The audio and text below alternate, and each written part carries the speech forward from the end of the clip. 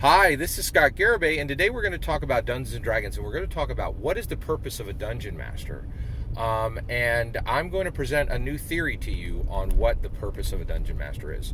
Okay, so I've tried very hard to get to the point of my videos as quickly as possible, so let me do that right here. All right, here is my theory. I have a new theory. It is, actually, this theory has been baking for a while, but I'm presenting it to you now. A lot of my content I present to you once it's kind of percolated and I've gathered evidence, okay?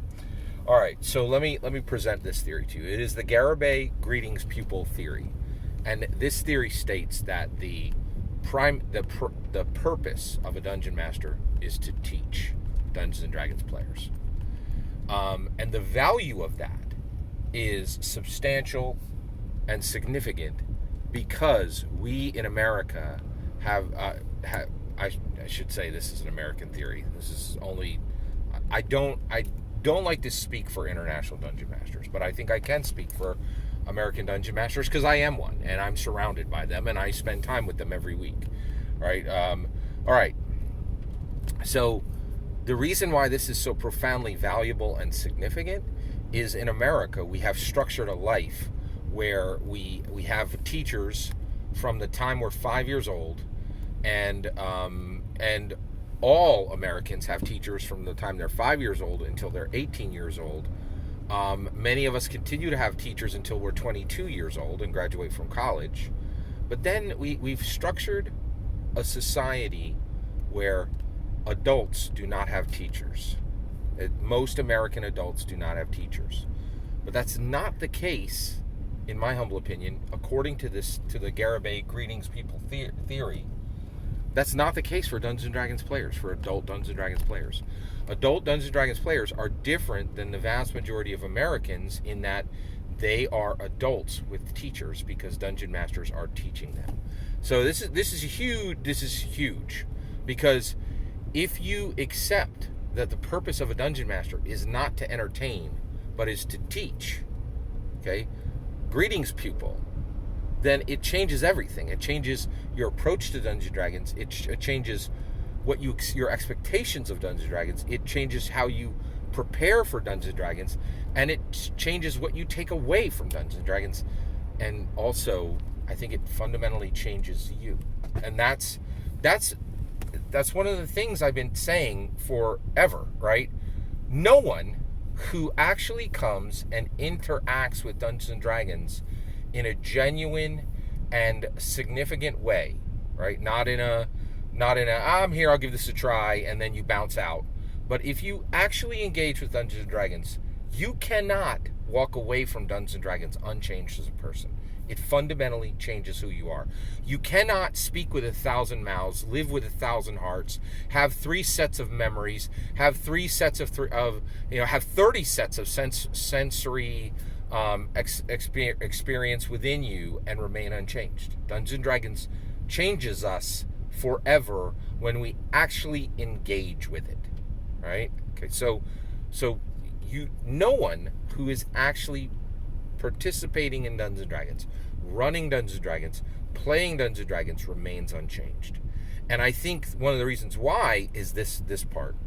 Dungeon masters are not entertainers, they are teachers. And once we accept that, it changes everything. Okay? All right, so let's get into why I believe this theory. Okay, so first of all, right here on this channel, about a month ago, I think, I put up a video about recently I rewatched all of the 1980s D&D Saturday morning cartoons, and I said, and I watched 3 seasons of 26 episodes apiece. Yeah, like it's around. I think it's around 75 episodes total, and it was really significant, and there's a lot there, right? Actually, I think I might have the count wrong on that. But I watched through all 3 seasons of the 1980s Dungeons and Dragons cartoon, and it stunned me when Dungeon Master referred to Eric the Cavalier, Bobby the Barbarian, Sheila the Thief, Diana the Acrobat, and Hank the Ranger, and Presto the Magician, and Uni. He said, well, maybe he wasn't talking to you and me. He said, greetings, pupils. Like, I'm the teacher, you're the student, right? And this came out in 1986, okay? That show started in 83, and it went out in 1986. So it's really the last time Gary Gygax talked to us in his Dungeons and Dragons fire phase, when he was on fire for Dungeons and Dragons, and he was a commercial leader and a creative leader within Dungeons and Dragons. After 1986, that was no longer the case. He was no longer the primary mover and shaker when it came to Dungeons and Dragons. But in 1986, this was one of his last times to send a message to you and to me. And you know what he said? He said, greetings, pupil. He spoke through Dungeon Master, in my humble opinion, and was telling us, Dungeon Masters are teachers. You are not an entertainer. If you are a Dungeon Master, you are not an entertainer. You are a teacher. You need to understand this, right? And so I saw this, like a month ago, and I was like, greetings, pupil. Greetings, pupil. It echoes. It echoes from 1986, and it echoes to me, and it echoes to you, and it's saying, hey, stop listening to that D&D commentator schmuck who's telling you you're there for fun. You have people to teach. You have Americans to teach. You need to teach. Because if a dungeon master is a teacher, everything changes. Right? Teachers can't roll up into a classroom like, I'm here to have some fun, blah, blah, blah, blah, blah, blah, blah, blah. If the purpose of Dungeons and Dragons, if the purpose of a dungeon master is to teach, and the purpose of a Dungeons and Dragons player is to learn, it's no longer about fun. It's something functionally different, right? And in my humble opinion, so the evidence is one, greetings, pupil. And then the other, here's some more evidence. One, teachers are using this all across America right now. There is literally an official channel to give Dungeons and Dragons for free to any American teacher who asks for it, right? Because the idea that teachers need this as a tool to teach is already fundamental, right? Like that is real. That's there, right? The idea that the dungeon masters are teachers, there's massive evidence toward this, right? So that's part of it. The other thing is Gary himself taught us a million different ways. He taught us how to fail. He taught us how to succeed. He taught us how to communicate. He taught us how to do 100 things with his life, with his books. Gary was there.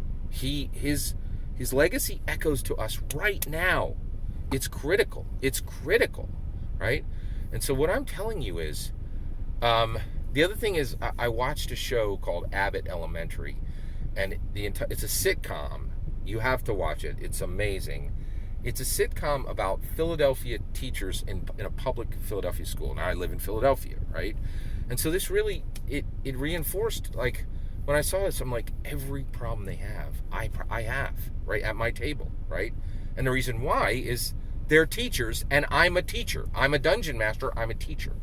So I am presenting to you the Garibay greetings people theory. It is my supposition that first and foremost, dungeon masters are teachers. And it's critical for you to understand this and accept this, because the moment you accept this, it changes everything about Dungeons and Dragons. It changes your expectation, it changes your preparation, it changes your participation. The ramifications are massive. Garibay, greetings people theory. You, as a dungeon master, are first and foremost a teacher. A teacher. A teacher. That's my humble opinion. I'd love to hear yours. Let me know in the comments below. Please consider liking and subscribing, and have a wonderful millennium.